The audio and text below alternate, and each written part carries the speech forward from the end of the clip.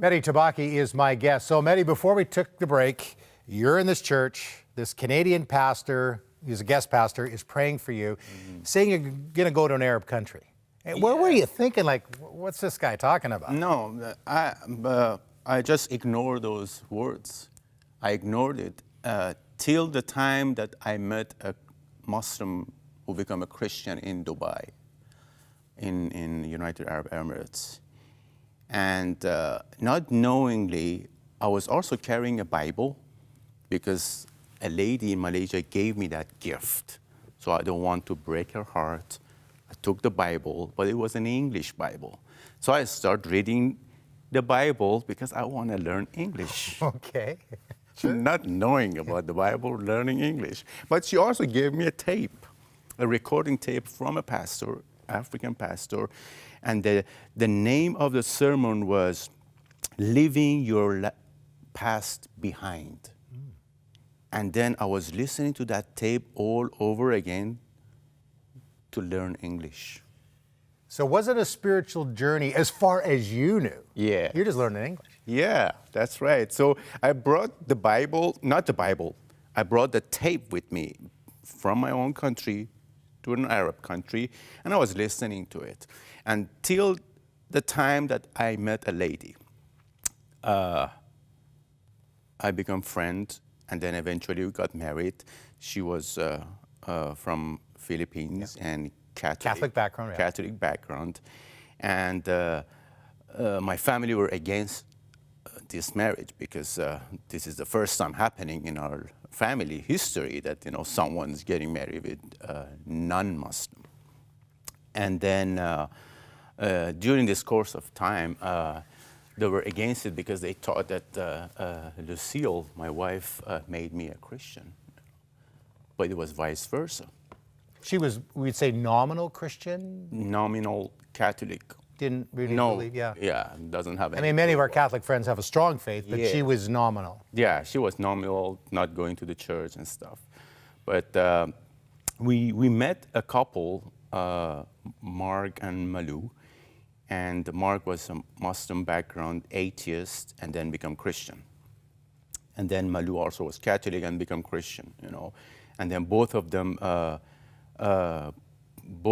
actually invited us to their house and then serving us food and stuff. And then when I came to know that Mark is a Christian and he used to be a Muslim, then I become furious, angry that why he became Christian. So I have to go and study Islam and, research and ask the mullahs and imam. And during that time, I was also in a Shia Muslim.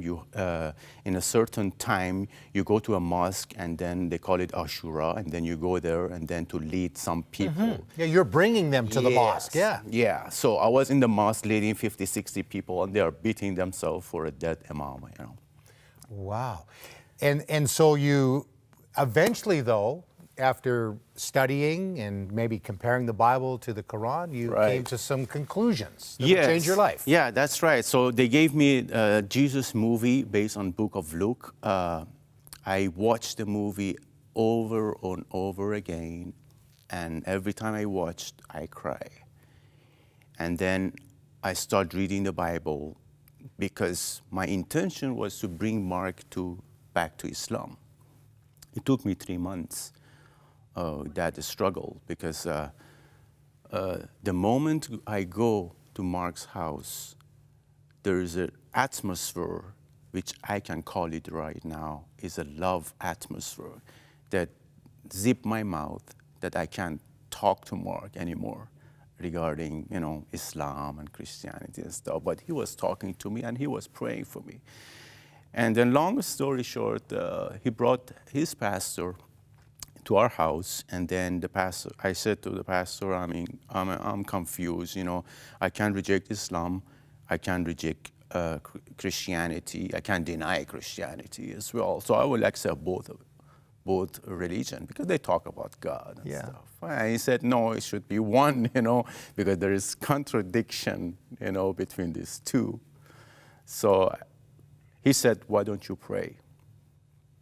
And then I said, okay, in Islam we pray 5 times a day. You have to memorize the prayer. You know, you can talk to God in your own language. It's an Arabic prayer. Every Muslim knows that they have to memorize that Arabic prayer. And then I close my prayer. I look at the ceiling. I said, in my own language, I said, God, show me the truth. Show me the truth. I decided not to pray after 2 days, but I came back again. I came back to my Muslim prayer. I finished my prayer. My wife just going to bed, you know, with her own prayer and stuff. So 2 different perspective in the house, living there. And then I prayed the same prayer. I said, God, show me the truth. I want to know the truth. Which one is the truth? I said, God, I'm reading the Bible. I can't deny this is the love of God in it. And I can't deny my Islamic faith as well. I grew up in that. You were torn. Yeah, I grew up in that. And then I have to deal with the rejection, the fear of rejection. The fear of rejection from the family, from the government, losing friends and stuff, to follow one man who worth everything in the world. I have to deal with that battle. I said, God, show me the truth. And then I went to sleep, and then I had a dream.